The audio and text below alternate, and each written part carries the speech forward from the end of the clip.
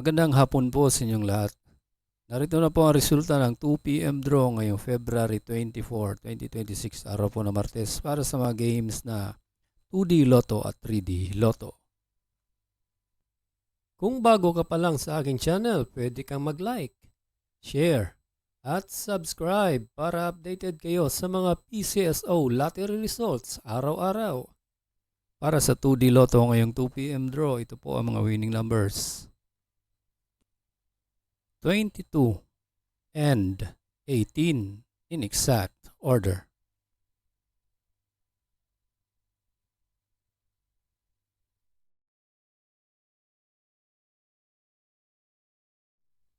Para sa 3D Lotto ngayong 2 p.m. draw, ito po ang mga winning numbers. 1, 6, and 7 in exact order.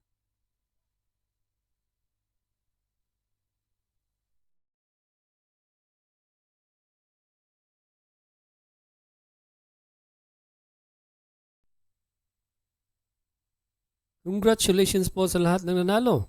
At kita-kits po tayo mamayang 5 p.m. draw. Thank you for watching. God bless us all.